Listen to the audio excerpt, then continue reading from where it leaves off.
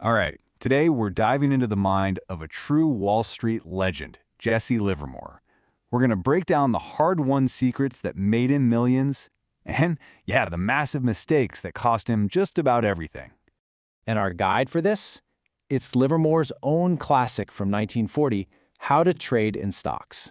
So everything we're about to talk about comes straight from the man himself. This isn't some textbook theory, okay?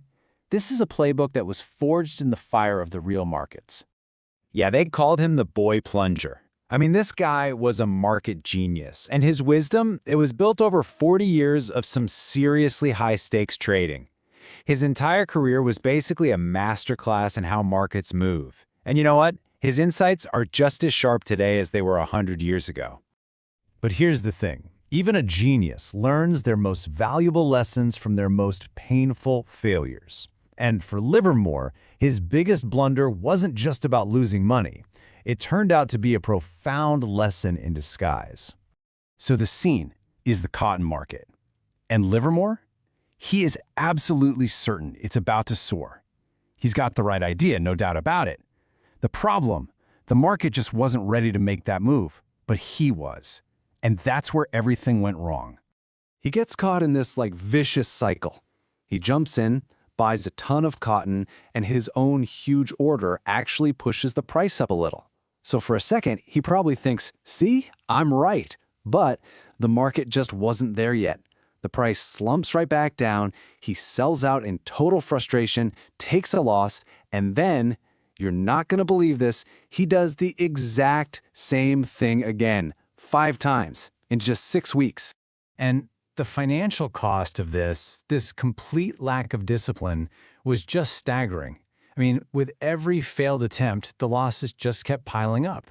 We're talking nearly $200,000 just chipped away from his capital. This wasn't just one bad trade, it was a total systematic breakdown. But you know, the money he lost, that wasn't even the worst part. The ultimate cost was way, way bigger. Just 2 days after he finally gives up, completely disgusted, the market does exactly what he predicted. It soars 500 points, and he missed out on over $1 million in profit. Ouch. Okay, so from the ashes of this $1 million failure, Livermore basically forges the absolute core of his entire trading strategy. He just knew there had to be a better way, a system to get his own flawed impatience out of the equation. What he realized was that he needed a clear, totally objective signal from the market itself. A trigger, something that would replace all that emotion and impatience. And this became his pivotal point, a very specific price that would basically scream at him, okay, the time is right, now you can act. And listen to this, in his own words. This is the lesson he paid so dearly to learn. He tells us straight up, patience, guided by that objective signal, was the key. Waiting was the hardest part, for sure, but man, it was also the most profitable part. And this just perfectly illustrates that massive shift in his approach, right? He went from being this impatient, emotional gambler in the cotton trade to a disciplined, patient tactician who waited for the market to prove him right. This new mindset totally set the stage for one of his greatest wins ever. All right, so now let's see this new mindset in action. We're going to contrast that disastrous cotton blunder with his absolute masterstroke in the wheat market just a few years later. This is where it all comes together. This time, he followed his new rules perfectly. First, he waits. He patiently waits for wheat to get to its pivotal point. Then, the second it crosses that line, bam, he acts decisively. When the trend keeps going his way, confirming his idea, he adds to his position. And then, and this is the hardest part for most people, he had the courage to just sit tight and let those profits run. And the result, his newfound discipline was rewarded with a monumental $3 million profit. I mean, think about that.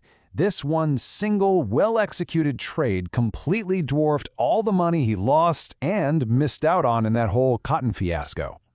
So, all these experiences, the painful losses and those spectacular wins, they all got hardened into a crystal clear set of rules. You could almost call this the core of the Livermore Code.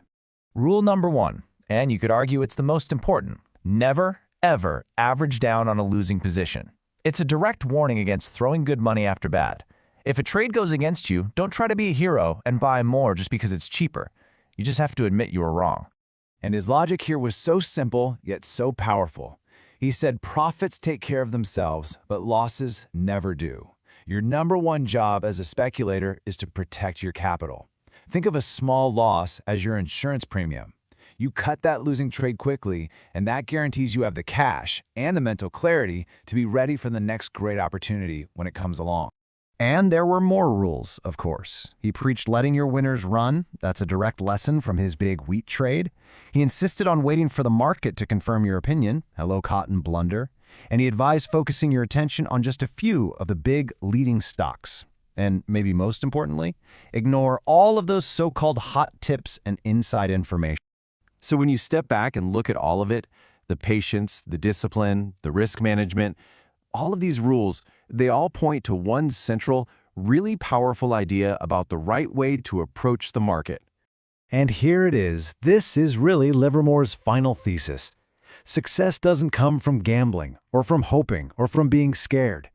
It comes from treating speculation like a business, with the same seriousness, the same study, and the same professionalism you'd bring to any real business venture. And that leaves us with a final, pretty provocative question we should all ask ourselves about our own approach. When you look at what you're doing in the market, are your actions guided by a real business plan with clear rules, or are they driven by the thrill of the gamble? It's a question Jesse Livermore paid millions of dollars to figure out for himself.